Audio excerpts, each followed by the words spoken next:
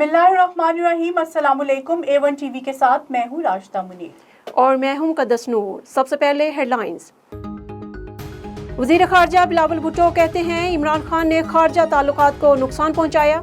गलती इमरान खान करे और सज़ा असद मजीद को दूँ, ये नाइंसाफ़ी होगी।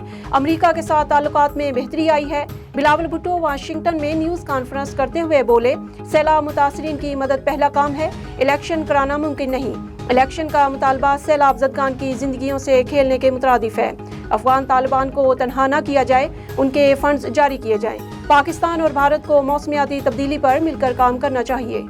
वज़ीर आज़म हाउस की ऑडियो लीक्स पर आला इख्तियाराती कमेटी तश्कील। वज़ीर दाखिला राना सनाउल्लाह कमेटी के सरबराह होंगे। हुकूमत का साइबर सिक्योरिटी से मुतल्लिक लीगल फ्रेमवर्क की तैयारी का फैसला। वज़ीर आज़म की ज़ेर सदारत कौमी सलामती कमेटी का इजलास का अलामिया जारी।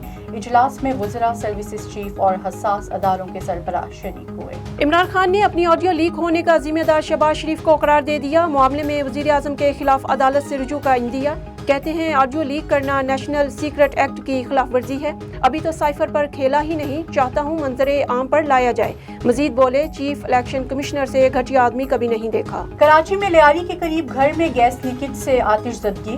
रेस्क्यू हुकाम के मुताबिक आतिशज़दगी से 3 बच्चों समेत 5 अफराद झुलस कर जख्मी। A1 टीवी से फिलवक्त इतना ही। मजीद बाखबर रहने के लिए देखते रहिए A1 टीवी। A1 टीवी, सब पे नजर, अंदर की खबर।